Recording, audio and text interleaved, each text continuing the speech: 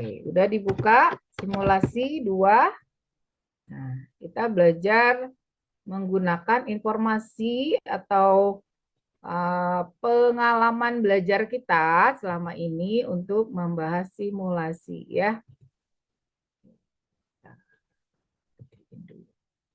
Halamannya berapa? Halamannya 46 ya. Siap? Sudah ketemu?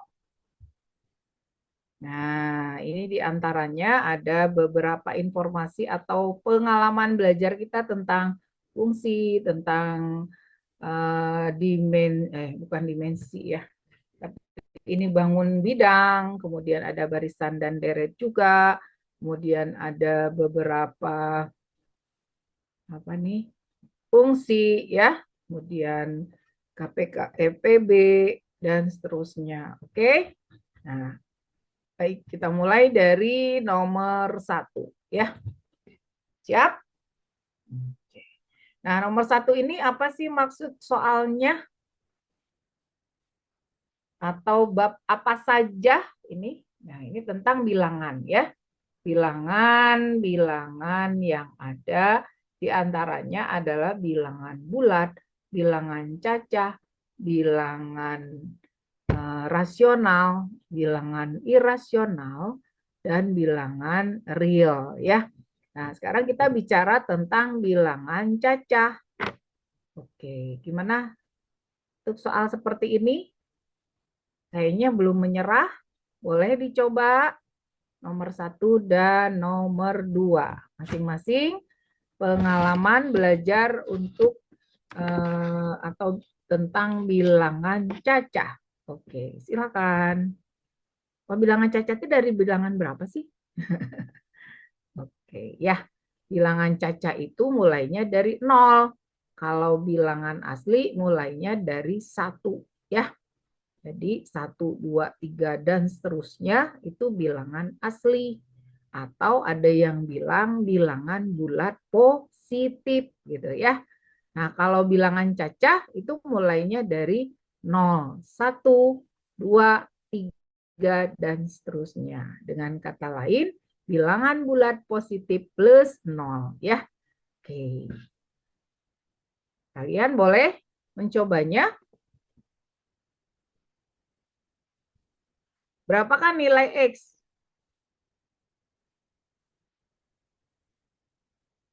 Harus dalam bilangan cacah ya. 1 menit dari sekarang.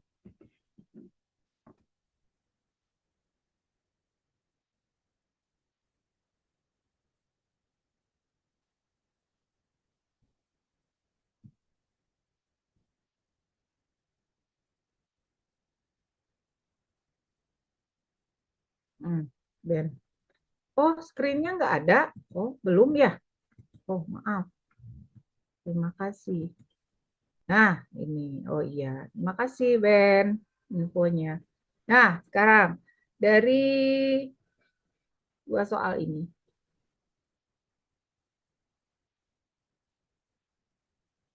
Oke, sudah 1 menit. Nah, biasanya kalau atau yang udah nyari boleh dilanjutkan sama kalian, tapi kita coba juga dengan teman-teman lainnya yang tadi udah baru masuk ya. Oke, 1:16 katanya. Ya. Oke, terima kasih. Ini tadi udah dijawab temennya oleh Zalfa ya. Terima kasih. Ada lagi. Oke, Ben juga. Adakah yang lain? Nah, seperti biasa kalau kita melihat sebuah bilangan bulat dibagi pecahan, maka gunakan sifatnya ya. Sifat kalau bilangan pecahan atau bilangan bulat dibagi itu sama saja kita membuat perkalian dengan kebalikannya ya. Jadi sama aja 3 dikali dengan kebalikannya 1/4 jadi 4/1 ya. Satunya nggak usah ditulis, sama dengan 2 kali 4 ditambah akar X gitu ya. Dan ini kan udah kita dapetin ya. Ini juga udah kita dapat ya. 12 berarti, nah 12 ini tadi plus, berarti dia pindah ke sini jadi minus. Nah, jadi 4 sama dengan akar X gitu ya. Nah, kalau membuat bentuk kayak gini, biasanya kita lakukan saja kuadratkan kedua ruasnya. Jadi ini di kuadrat jadi X gitu ya. Ini di kuadrat jadi 4 kuadrat. Jadi hasilnya sama dengan X-nya adalah 16. Oke. Kita dapatkan X-nya 16 gitu ya. Baik, nomor 2. Ada yang udah ngasih jawaban? Oke, nomor 2 4 katanya. Gimana teman-teman yang lain? Oke, ini juga sama artinya kita mengerjakan soal yang dimaksud adalah apa nih? Terletak pada.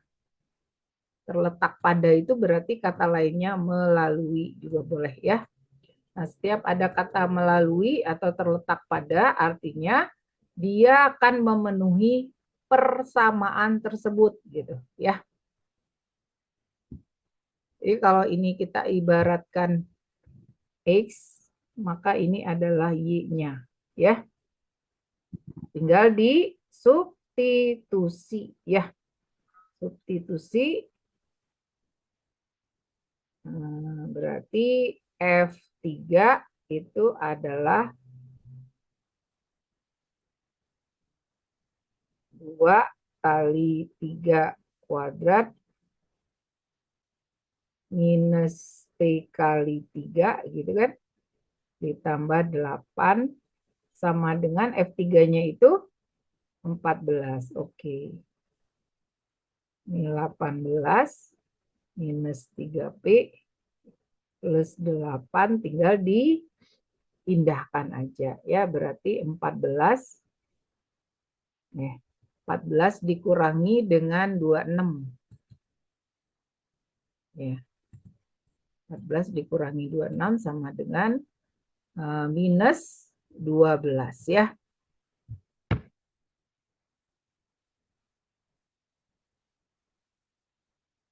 Nah, P-nya ketemu yaitu positif 4. Jadi bilangan cacahnya adalah 4 ya. Oke. Terima kasih yang udah ngasih jawaban. Nah, sekarang nomor P-nya sama dengan 4 ya. Nomor 3.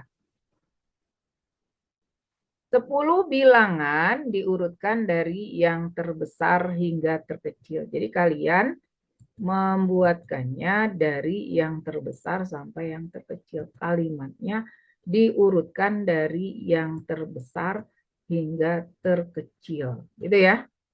Kemudian jika S dan T berturut-turut merepresentasikan bilangan pada posisi 4 dan 7 setelah diurutkan, maka berapakah nilai 3 kali S dikurangi T ya. Yang pertama dilakukan adalah diurutkan dari yang terbesar hingga terkecil. Oke. Ini biasanya statistika ya.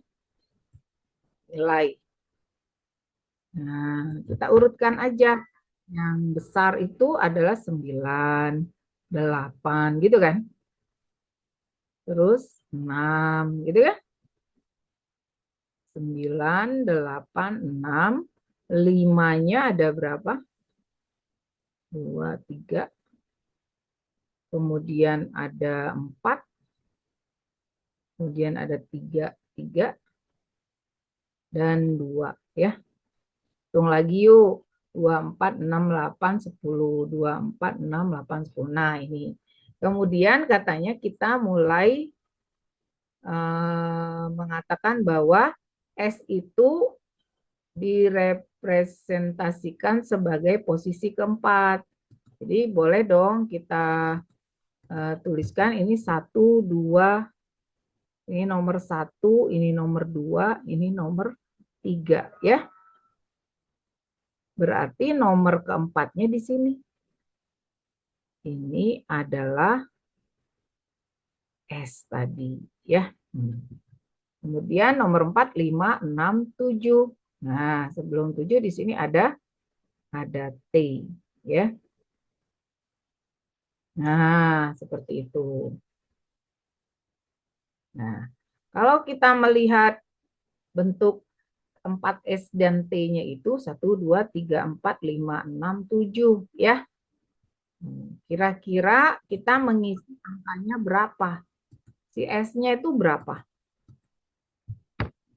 Ya, kemungkinan bisa 6, bisa 5 ya. Bisa 6, bisa 5 gitu. Sedangkan tema tidak ada pilihan, dia harus 5 ya. Kenapa? Karena kanan kirinya 5. Nah, kalau yang S itu kanannya 5, kirinya 6. Jadi kita boleh mengatakan bisa 6, bisa 5 ya. Nah, setelah diurutkan kita ditanya 3. Coba kita cek aja 3 kali 6 misalnya ya. Dikurangi dengan 5 nilainya adalah 13 gitu ya. Nah, kalau kita asumsikan dia 5 berarti 3 kali 5 minus 5 gitu. Berarti nilainya adalah 10. Nah, di sini kita tahu bahwa nilainya sama dengan 10 gitu ya. Oke. Bisa dipahami? Ya, jadi alternatifnya bisa 6 dengan 5. Tergantung nanti jawabannya. Bu, kalau dua-dua jawabannya ada, ya berarti yang kita pilih adalah urutannya mulai dari yang kanan itu terbesar. Berarti ambillah nilai 6, berarti 13 ya. Karena kan kita ngurutnya dari yang terbesar ya. Oke. Jadi dianggap 6 tadi. Tapi kalau dia kemungkinannya bisa saja direpresentasikan tadi, dia hanya menempati di sana, kemungkinannya bisa 5 juga. Ya, oke. Sampai sini ada masalah untuk soal nomor 3. Boleh dikonfirmasi kalau memang kalian ada yang masih bingung ya.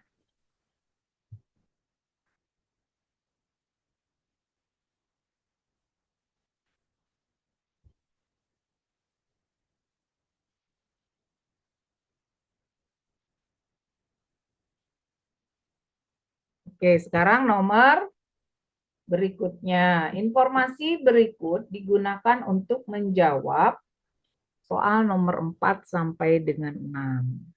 Oke. Coba kalian lihat, ini adalah sebuah prisma. Ya. Prisma itu memiliki alas berupa daerah segitiga. Berarti prisma segitiga ABC ya. Koordinatnya koordinat titik-titik sudut segitiga tersebut disajikan pada gambar berikut. Nah, ini sebenarnya kalau kita ilustrasikan, ini ada, kalau kita miringkan ya si gambar itu, sebenarnya ada bentuk seperti ini. Jadi, ini sebagai gambaran prisma ya. Prisma itu sebuah bangun ruang di mana sisi tegaknya berupa persegi panjang ya.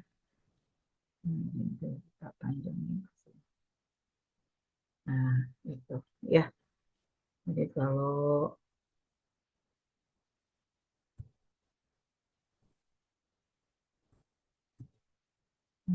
putus-putus misalnya sebagai belakangnya. Nah, itu ya. Jadi kalau ini segitiga ya ini prisma. Ini bentuknya persegi panjang ya. Bentuk dindingnya. Nah, gitu. Oke. Nah, ini ya. Tapi yang kita punya ini adalah bentuk dari alasnya aja. Gitu. Oke. Ada yang udah menjawab?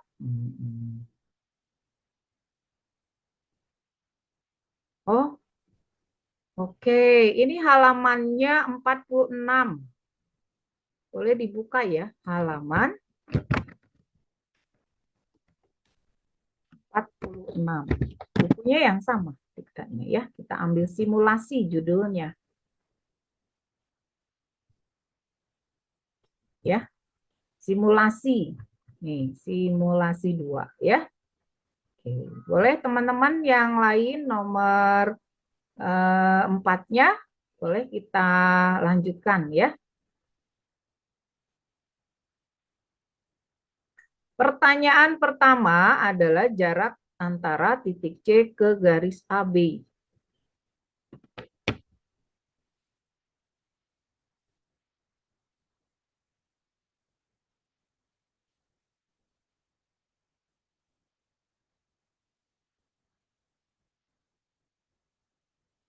Oke.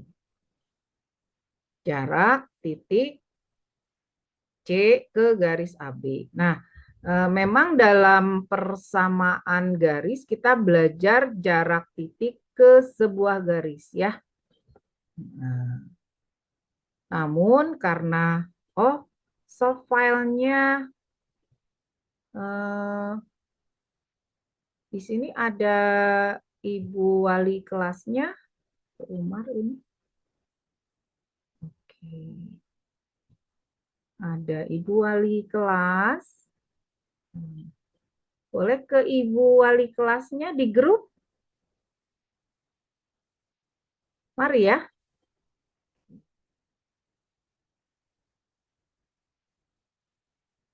Ya.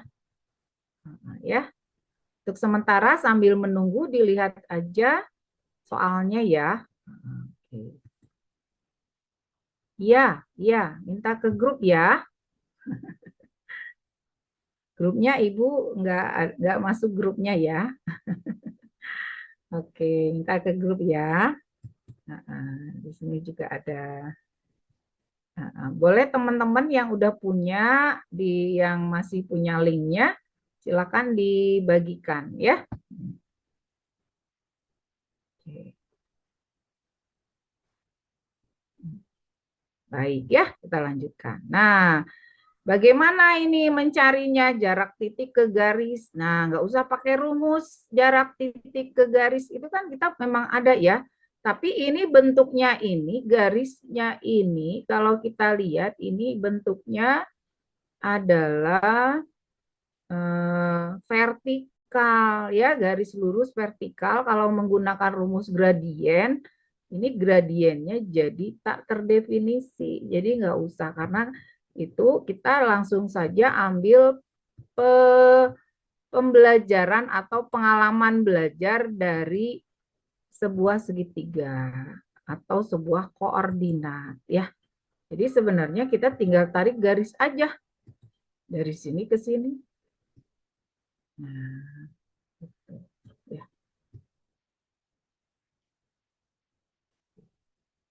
Nah, oke. Berapa jaraknya? Kalau ini kita tarik koordinat kartesiusnya.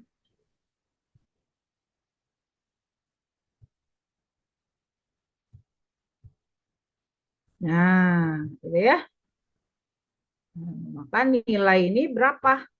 Nilai ini juga 8,0 gitu ya. Berarti karena ininya garis lurus 2,-3 dengan 2,5, maka dari sini kita dapatlah tarik garisnya. Nah, di sini. Berarti ini 8. Ya. Oke. Nah, betul, betul, betul, Umar ya. Nah, berarti jaraknya berapa? Dari 2 sampai 8. Jadi jaraknya tinggal dikurangi, oke?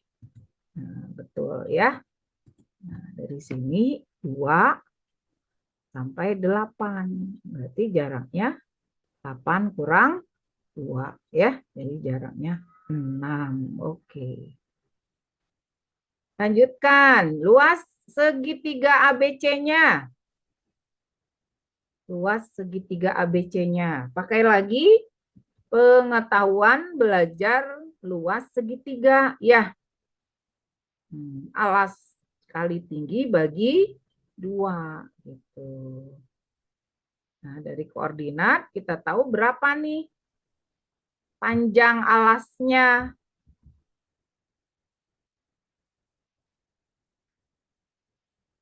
Panjang alasnya berapa?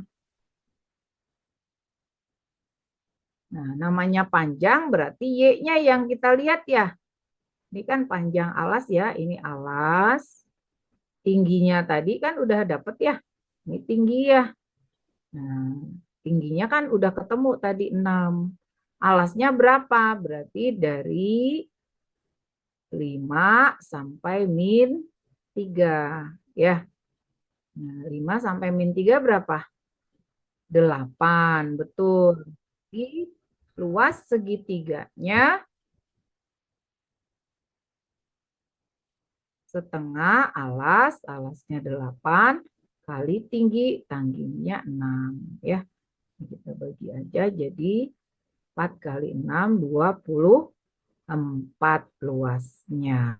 Oke, sampai sini ada yang bertanya untuk soal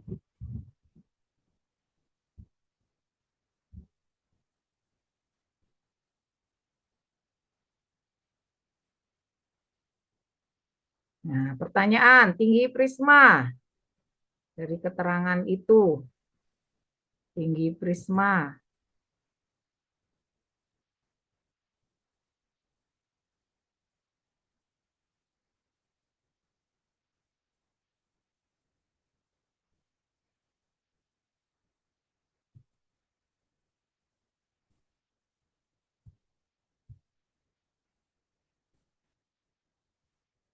Oke, ada yang udah jawab. Ibu. Jawabannya apa nih? Tingginya 8K gitu ya. Oke. Nah, tingginya 8K gitu kan. Nah, di sini ada keterangan apa? Volume. Nah, volume prisma itu biasanya luas alas kali tinggi karena prismanya itu cenderung apa? Cenderung tegak lurus ya. Oke, 2 katanya. Kita cek dulu ya. Volumenya 48. Sedangkan luas alasnya tadi berapa? Luas segitiga ya. 24 dikali tinggi. Maka tingginya berapa? 48 dibagi 24. Berarti tingginya sama dengan 2 ya. Tinggi prismanya 2 ya. Seperti itu ya. Jadi ini volume prismanya ya. Prisma itu adalah bangun ruang di mana alas dan atlas dan tutupnya itu sama ya. Dan sisi dindingnya berupa persegi panjang. Tapi ada juga prisma yang bentuknya miring ya, ada sudutnya. Oke, nomor 7 sekarang. Tingginya 8, alasnya 6. Oh, nomor 5. Mana? Oh, maksudnya nggak keklik itu. Nomor 5. Nomor 5. Udah, nomor 5. Ya, oke.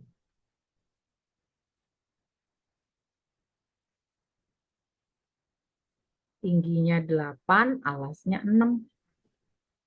Alasnya 6. Nomor 5. Oh iya. Luas alas, panjang alas kali tinggi.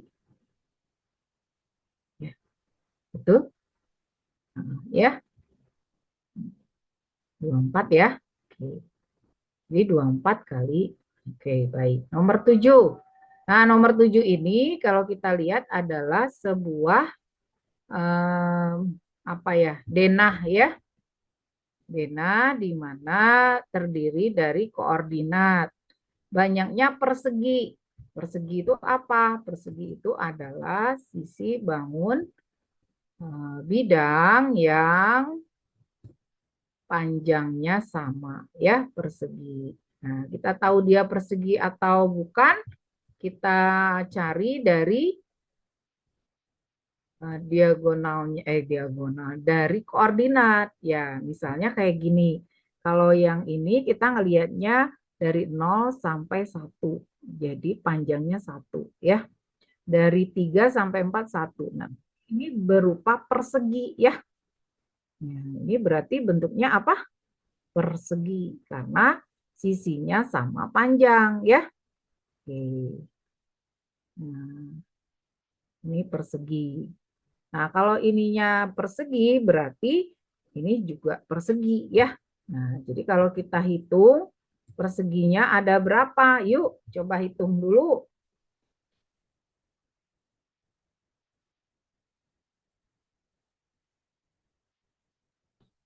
Ada berapa perseginya?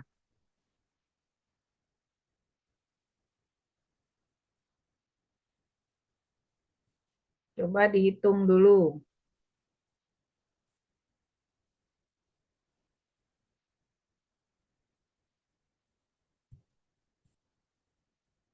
Oke, ada yang udah jawab. Ada 9 katanya ya. Nah, teman-teman yang lain gimana? Kita coba hitung. Ini satu ya. Ini satu. Ini otomatis 2 ya. Terus ini 3. Ini 4. Gitu. Betul? Ini 5. Ini 6. Sampai sini. Hmm. Kemudian yang di bawah ini persegi panjang ya. Karena ini 1. Ininya 2 ya. 0 sampai 2 itu 2 ya. Jadi ini persegi panjang. Nah, terus kita gimana lagi nih mencarinya?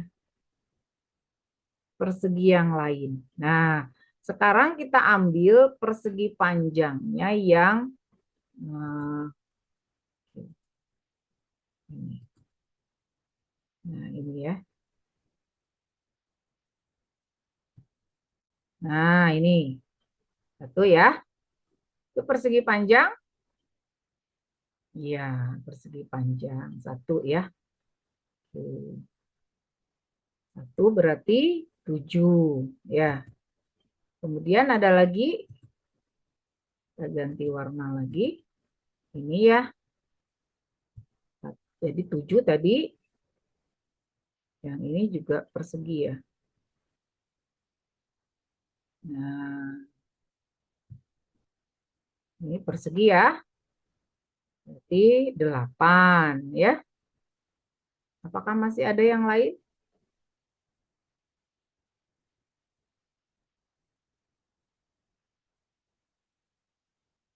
Nah, ini bisa kita sambung. Warnanya biru ya.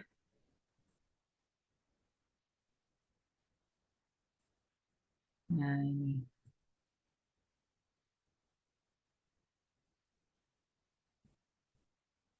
Nah, gitu ya. Jadi ada 9 ya. Ada 9, betul teman-temannya. Ada 9 ya. Sip.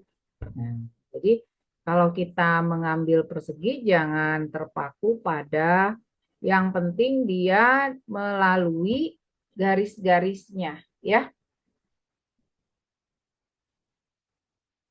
Garis-garis sisinya ya. Baik. Nah, sekarang nomor 8. Kalau ada yang bertanya silakan ya, bertanya aja. Boleh dibuka mic-nya kalau memang itu atau diketik di kolom chat ya. ada pertanyaan, ini berarti ada 9. Kita lanjutkan dengan nomor 8. Nah, nomor 8 ini adalah penggunaan simbol fungsi ya. Simbol fungsinya pakai apa? Pakai lambang seperti ini. Nah, gitu ya.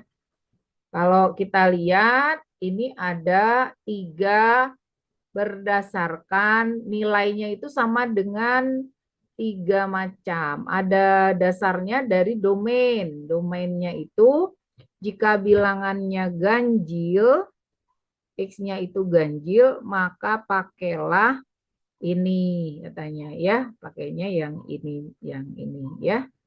Kemudian kalau genap non negatif, berarti kalau genap non negatif itu berarti mulai dari apa? 2 ya, 2, 4, 6 gitu. Sedangkan ini genap negatif, jadi -2, -4, -6 dan seterusnya ya. Oke, udah sepakat? Nah, sekarang yang ini yang mana dulu yang kita kerjakan?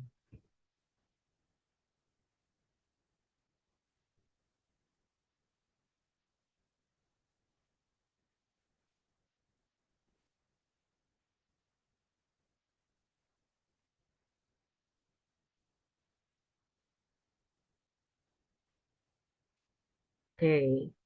Yang kita kerjakan adalah yang bagian dalam dulu ya. Seperti kalau misalnya kita mengerjakan sebuah fungsi, maka fungsinya itu yang di dalam dulu yang dikerjakan ya. Jadi kita ambilnya ini. Nah, ini. Tertulisnya apa di sana? Gitu ya. Kelihatan? Ya, kelihatan. Kita lurusin dulu ini. Jadi itu kelihatan ya. Tidak pakai min ya, yang dilihat itu X-nya yang di dalam. Nah, berarti X-nya 4, bilangan genap. Genapnya apa? Genapnya non negatif. Berarti pakai yang ini. Ya, pakai yang ini fungsinya. X-nya kita ganti 4. Berarti nilainya adalah 2 pangkat 4 ditambah 4 dibagi 2 gitu. 16 berarti ditambah 4 dibagi 2 10 ya. Oke. Ya, sip. Ya, nilainya 10 betul. Nah, berarti kita masih punya berikutnya yaitu 2 tadi dikurangi 10 lalu ada harga tanda seperti ini lagi. Dengan kata lain ini nilainya sama dengan negatif 8 ya. Oke. Sekarang negatif 8 itu apa? Bilangan bilangan genap negatif. Jadi yang kita pakai yang mana? Yang kita pakai bilangan genap negatif. Oke. Yang ini ya. Oke. Nah, dari sini X-nya ganti dengan negatif 8 per 2 ditambah 10. Ya. Jadi hasilnya positif 6. Sip. Nah, iya oke. Nah, ya. Oke, udah.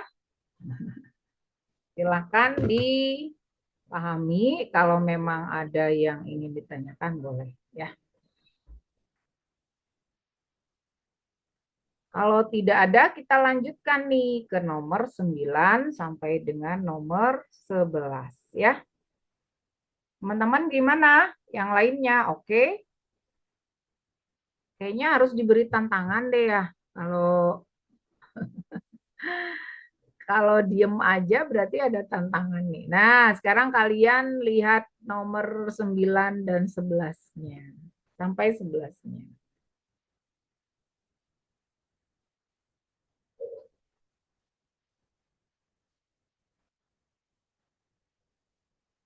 Grafik fungsi f(x) dan gx berpotongan di dua titik berbeda.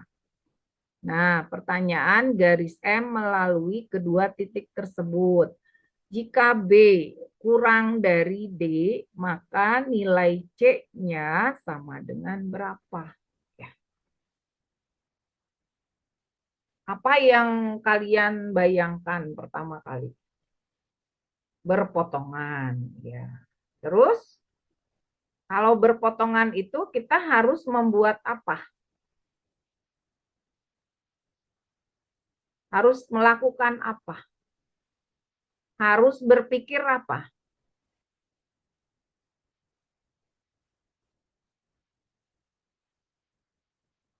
Iya, bahwa nilai fungsi yang ada di f(x) ya harus sama dengan nilai fungsi yang di gx, gitu kan?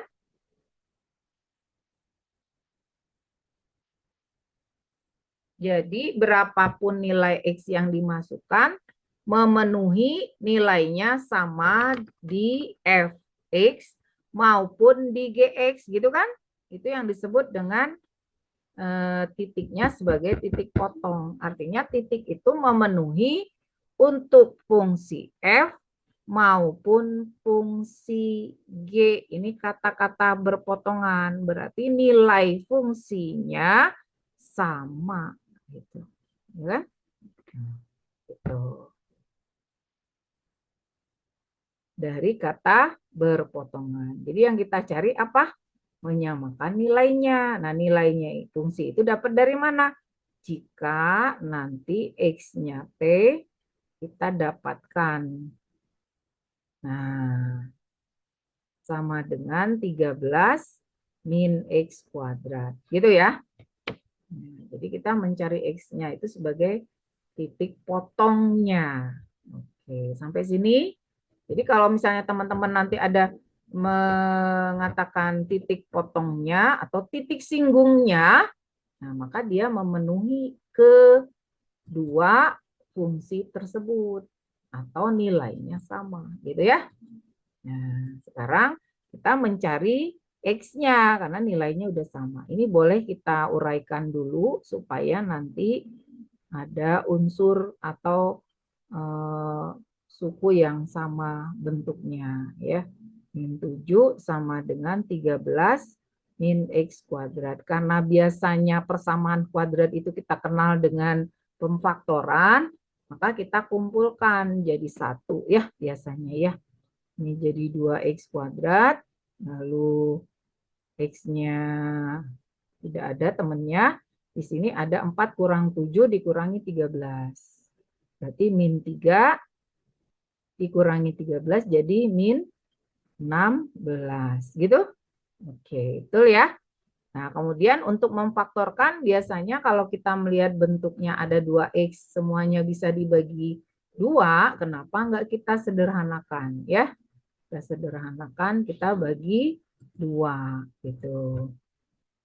Kita bagi 2, maka unsurnya menjadi X kuadrat plus 2X minus 8. Boleh nggak dibagi 2? Boleh aja kalau kamu gampang memfaktorkannya ya. Oke, sekarang kita faktorkan. Nah, dari sini kita peroleh perkalian 8 itu berapa nih? Kali-kali 8. 1 kali 8, 2 kali 4. Oh, berarti yang 4 dengan 2 ya. Minus 2. Sampai sini ya. Dari sini kita peroleh nilai X-nya. Anggap saja X1-nya sama dengan min 4. Dan X2-nya sama dengan positif 2.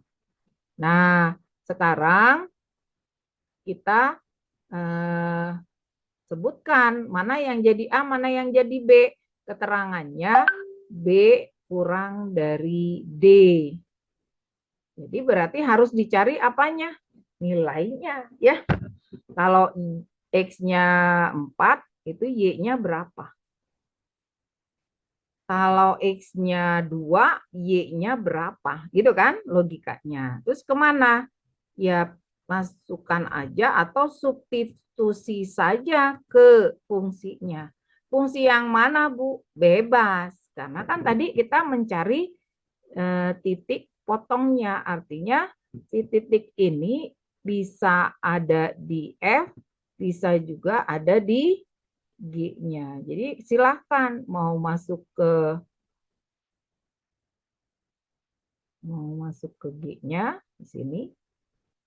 Nah, atau mau masuk ke F-nya. Tapi yang gampang yang mana? Yang gampang ini dong. Ya, dua-duanya gampang ya, bebas-bebas aja lah. Berarti ini 13 dikurangi dengan 16 ya. Jadi sama dengan min 3. Kalau ini 13 dikurangi 4, berarti Y-nya sama dengan 9. Otomatis mana yang jadi B? Nah, berarti ini yang jadi B-nya lebih kecil. B-nya ini, lalu ini D-nya. Gitu ya. Oke, berarti kita punya titik yang sudah kita peroleh tadi, berarti K-nya itu adalah AB, berarti tadi min 4, min 3, ya. L-nya itu sama dengan CD, berarti 2 dan 9. Begitu? Nah, otomatis nilainya 2 untuk nilai C-nya. Ya, sampai sini. Ada pertanyaan untuk soal nomor 9?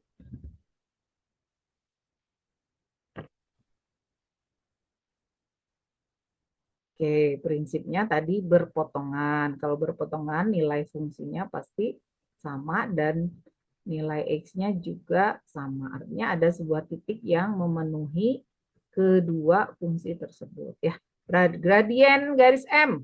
Yang namanya gradien masih ingat gimana kalau ada dua titik? Oh, gampang ya. Oke. Gradien itu adalah selisih dari Y-nya dibagi selisih dari X-nya. Ya udah, tinggal dihitung aja ya. 9 dikurangi Y-nya dulu ya. Ini dengan ini gitu ya. Dikurangi jadi 12 dibagi 2 dengan ini. Ya, berarti 6 ya. Hasilnya positif 2. Jadi gradiennya juga 2. Kebetulan jawabannya sama ya.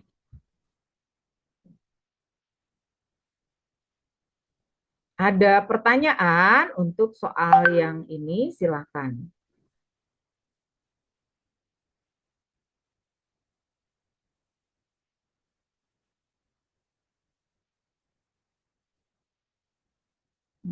Baik, nah sekarang nomor 11-nya. Jika Y sama dengan PX tambah Q tegak lurus garis M dan melalui 1,1, maka nilai dari P tambah Q-nya berapa?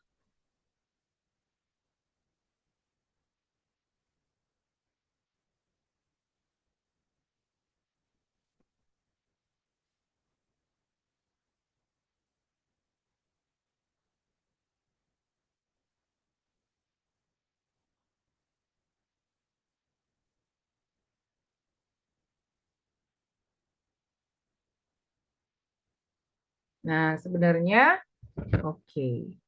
Ada yang jawab ya. Ya. Nah, sebenarnya ada yang mengerjakannya sesuai dengan aturan gitu ya. Sesuai dengan aturan, ada juga yang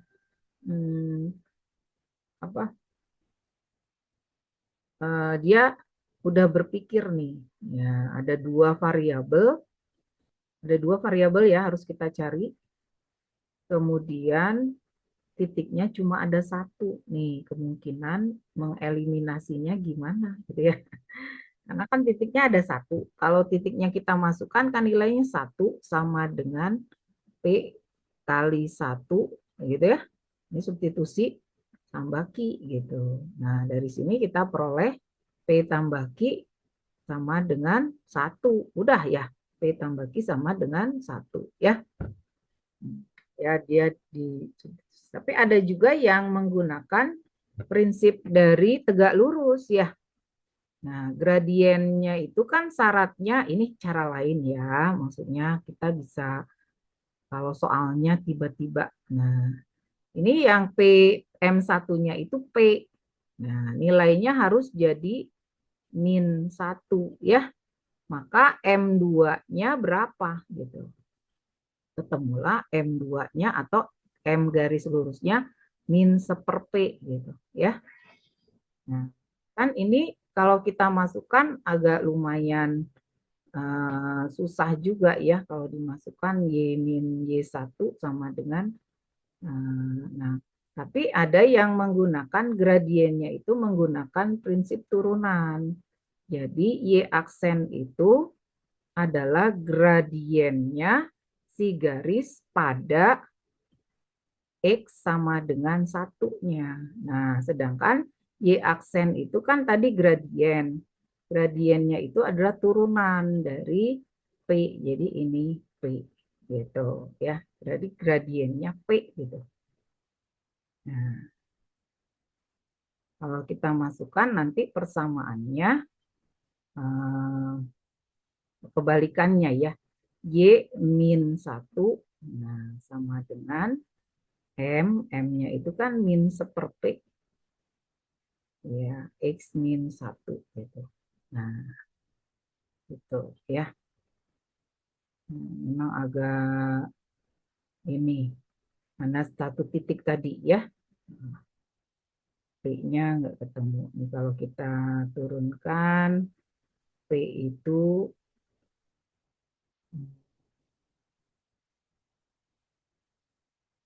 P kali M2 ya, sama aja ya, agak susah. Nah, memang ini kayak soal yang apa ya, kalau kita lihat menjebak nggak menjebak juga ya.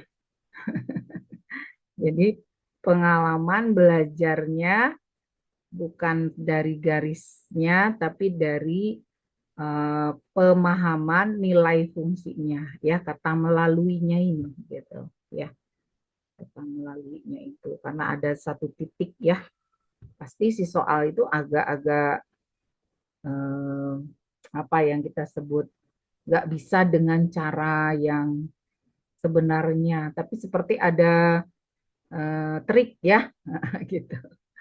Nah, ya karena titiknya cuma satu, persamaannya mengandung dua variabel. Jadi kita lumayan nih kalau sebagai soal-soal yang terus kritis ya. Oke. Baik. Nah, sekarang ini ada soal yang berkaitan dengan pilihan. Pilihannya itu bisa 1, 2, 3, bisa 1, 3 saja, bisa 2, 4 saja, 4 saja, dan semua pilihan. Ya. Nah, kata faktor persekutuan itu, ya, faktor persekutuan itu beda dengan faktor persekutuan besar. Artinya FPB ya, FPB itu faktor persekutuan besar. Besar itu berarti yang terbesar ya. Tapi kalau faktor persekutuan ya berarti bisa ada beberapa. Misalnya kalau kita punya nilai 24 dengan berapa? 36 gitu ya. Nah, ini faktor persekutuannya berapa? Ini biasanya kita gunakan seperti ini gambaran aja ya. Kalau kita mencari faktor persekutuan gitu. Nah, ada faktor persekutuan yang besarnya, FPB-nya. Nah, kalau ini ya sama aja, yang faktor persekutuannya artinya bisa membagi kedua persamaan itu gitu ya. Contoh misalnya berapa nih? 2. Nah, ini bisa kan? Bagi 2, 12, bagi 2, 18. Nah, itu juga disebut dengan faktor persekutuan ya. Kalau misalnya ini dibagi 6 bisa? Bisa. Berarti 6 juga faktornya. Karena di sini jadi 2, di sini jadi 3. Gitu ya. Nah, kalau yang lain udah nggak ada. Faktornya berarti 2, 6, 12. Gitu ya. 12 juga bisa ya. Oke, jadi 2, 6, 12. Gitu. Seperti itu. Nah, sekarang kalau kita melihat bentuk kayak gini, apa yang terbayang oleh kita dari 30 kuadrat Mi plus 60 dengan 20? Apa harus kita uraikan ini? Nah, lumayan 30 kuadrat ya. 900, gede-gede ya. 400 kurangi 16. Tapi kita punya prinsip yang tadi antara pemfaktoran tadi ya. Dicari faktor persekutuannya. 30 dengan 60, ayo berapa? 30 dong ya. Nah, 30. Kita keluarkan. Berapa nih? 30 ditambah 2. Gitu ya. Artinya faktornya itu yang kita lihat ada 30 dengan 32. Coba yang sebelah kanan. 20 kuadrat dengan 4 kuadrat. Ini ada prinsip juga nih. Yang masih ingat nggak? Kalau kita memfaktorkan A kuadrat min B kuadrat, itu faktornya apa?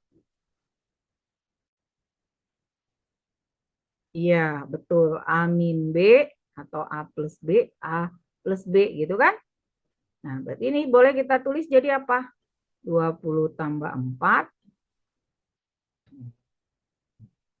Satu lagi, 20 kurang 4. Gitu kan? Nah, dari sini kita peroleh nilainya berapa? 24 dengan 16. Ya. Ini belum mencari faktornya ya, baru menyederhanakan nilainya jadi 24 dengan 16. Nah, silakan dari sini kalian boleh ambil misalnya 16. Ada nggak 16? Bisa ini. 30 kali 16 kali 2. Ya, berarti ada dong 16. Betul? Iya. Berarti 16. Boleh. 24 ada nggak 24? Ada ini, coba ini yang ini 24 ada nggak? Kita bisa keluarkan yang mana nih? Bisa jadi 24. Ini bisa ini. 3, 10, lalu ini 2, 8, 2. Nah, 3 kali 8 ya. 24. 48. Ada nggak 48? Ini bisa dikeluarkan ini. 8 kali 3 kali 16. Nah, ini berapa? 48. Kalau di sini 48-nya dari mana? 6 ya kali 8. Nah, ini bisa. Di 2, 3, 6, 8. Berarti juga bisa ya. 64 ada? Ada, ini keluarin. 8, 2. Nah, berarti 8 dengan 8. 64. Yang ini kali 4, ini dikeluarin. 25 ya. Berarti 2, 2, 2, 2. Nah, berarti semuanya. Maka semua pilihannya. Ya. Nah, itu yang disebut dengan faktor persekutuan. Jadi kalau faktor persekutuan terbesarnya, dia hanya, kita lihat, 72 ya kalau nggak salah ya. Oke. Seperti itu untuk soalnya.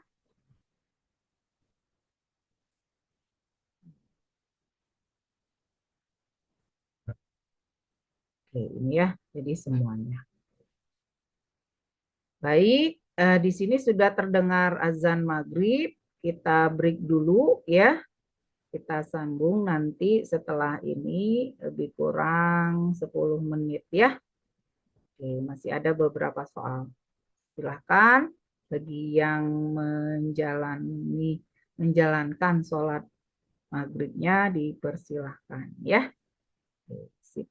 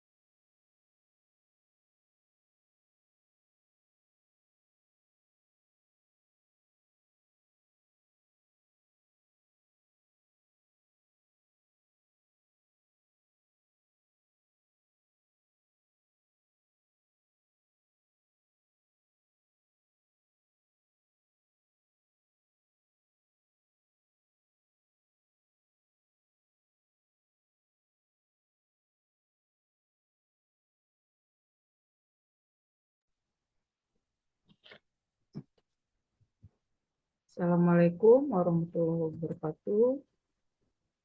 Baik, teman-teman, kita mulai kembali nomor 13 ya.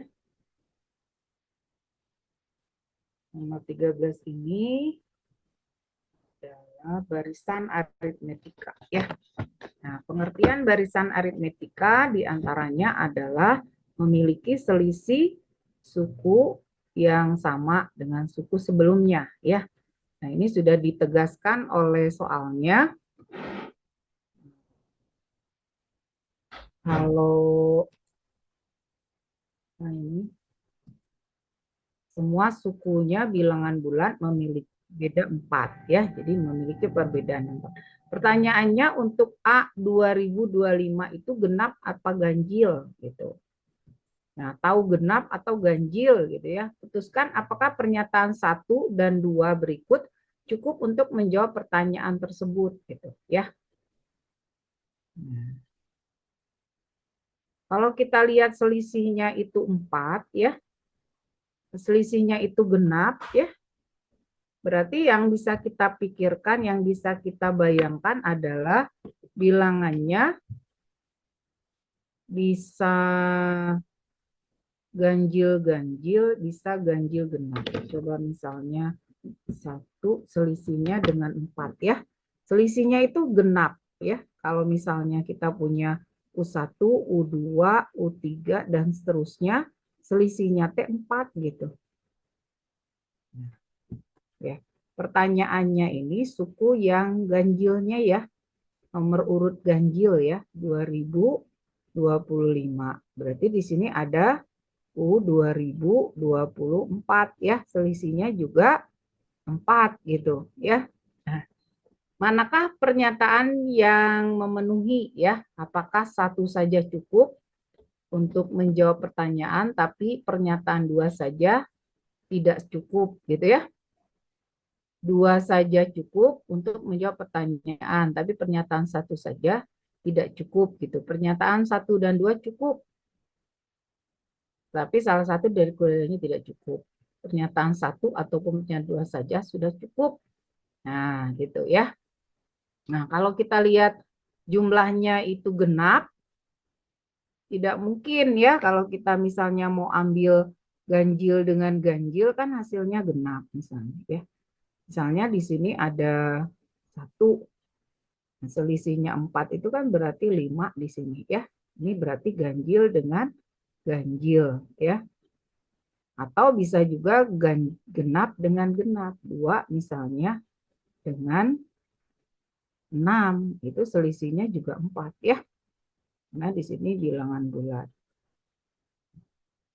Pernyataannya adalah kalau kita lihat di sini tidak mungkin ganjil dengan genap karena jumlahnya genap, selisihnya genap ya. Jadi antara ganjil dengan ganjil dan genap dengan genap. Nah, kalau A1 ditambah A2-nya genap, itu kemungkinannya di jumlah ya, A1 ditambah A2. Apakah dia jadi genap gitu ya. Nah, ternyata kalau kita lihat di sini adalah pernyataannya itu ganjil kali A1 kali A2 itu ganjil. Ini memenuhi ya. Ganjil kali ganjil hasilnya A1 dengan A2 itu ganjil.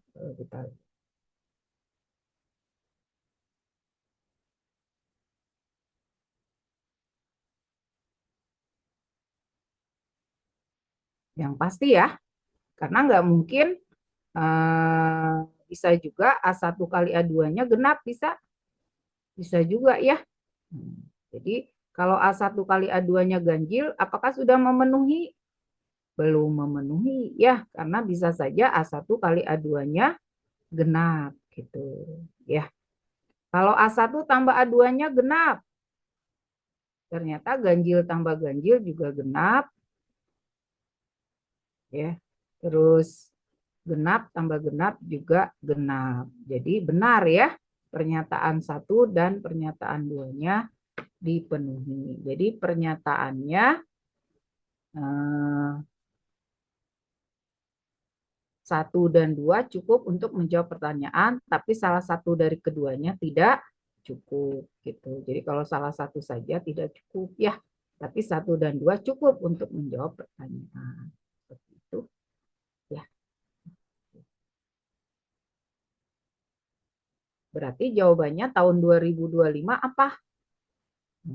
Bisa saja jumlahnya, bisa saja dia ganjil, bisa juga dia genap. Ya, tergantung dari tadi kalau A1 kali A2-nya ganjil, maka dia jadi ganjil gitu ya.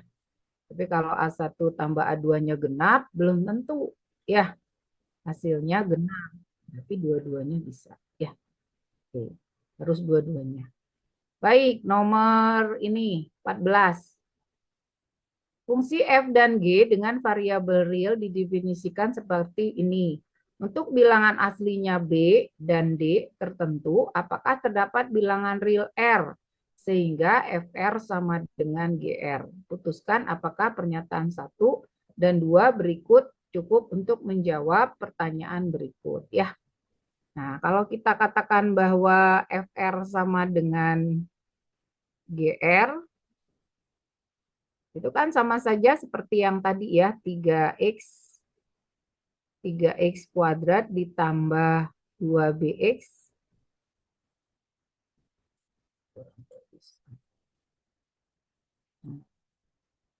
3x kuadrat ditambah 2bx sama dengan x kuadrat min d gitu ya.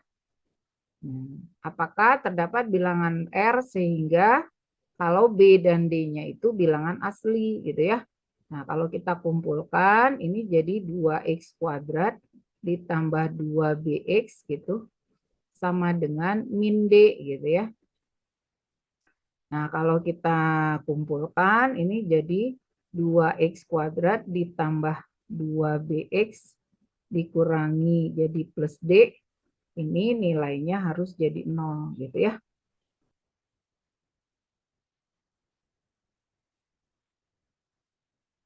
Oke.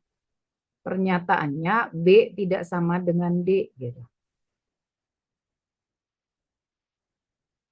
B tidak sama dengan D apakah memenuhi gitu ya.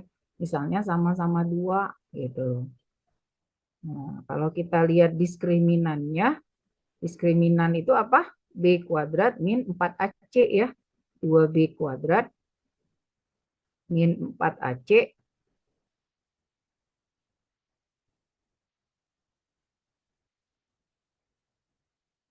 yang punya nilai ya, punya nilai lebih besar sama dengan 0 ya. Kalau dilihat di sini 4 kali 2 kali D ya. Sehingga hasilnya 4B kuadrat min 8D. Harus lebih besar 0 ya. 4B kuadrat minus lebih besar sama dengan 8D. Kita bagi 4, B kuadrat lebih besar sama dengan D ya. Nah, kalau bilangan asli itu sama dengan 1, ini bisa terjadi B sama dengan D ada ini ya, 1 misalnya. 1 kuadrat 1 itu sama dengan 1 ya. Kalau tadi tidak sama, berarti salah nomor 1, pernyataan 1 belum tentu betul ya, B tidak sama dengan D. Ini ada ini yang boleh sama dengannya, yaitu B sama dengan D. Itu sama ya, sama-sama 1. Nah, B lebih besar dari D-1. Ini juga sama, pernyataannya tidak memenuhi ya. B-nya D kurang 1, itu juga sama ya. Jadi kalau kita lihat di sini pernyataannya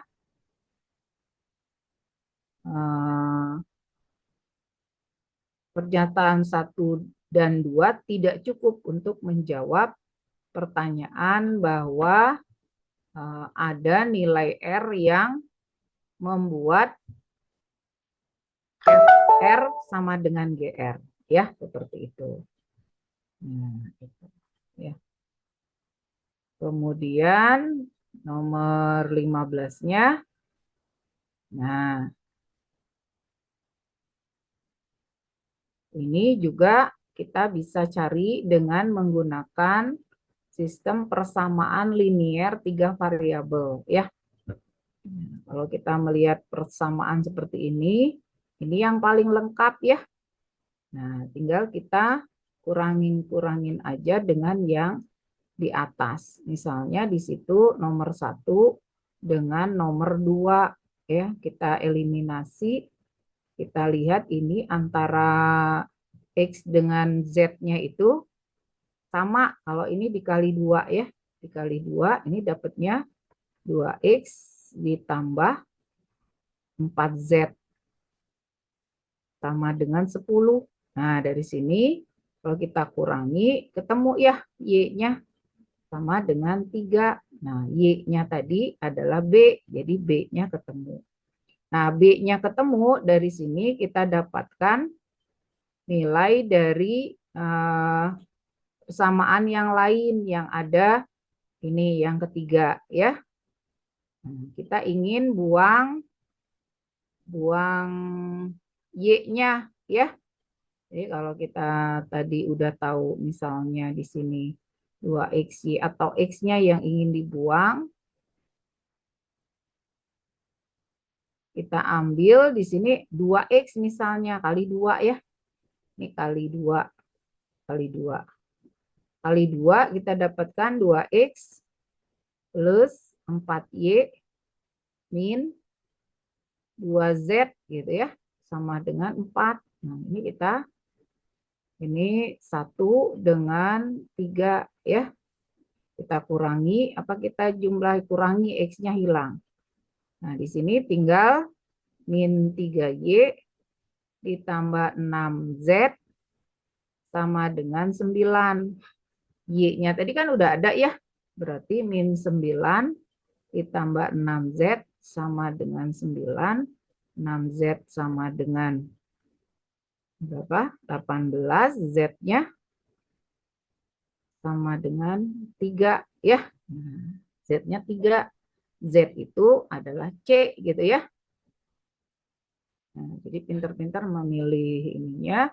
Dengan demikian nanti X-nya ketemu, ya. X-nya ketemu nih di sini di nomor 2-nya. Dari situ kita dapat dari 1 dan 3 itu kita dapat nomor 2-nya X 2Z sama dengan 5. Di sini Z-nya udah ketemu, ya, berarti X ditambah dengan 6 sama dengan 5, berarti X-nya sama dengan min 1, ya, min 1. A-nya berarti sama dengan min 1 tadi. Nah, dari sini kita peroleh, kalau dihitung, masukkan ke persamaannya. Nah, BC-nya A-nya 1, berarti 1 ditambah B-nya tadi 9 dikurangi 9. Ini sama dengan 1, ya. Nah, P-nya itu 1 berarti dengan 18.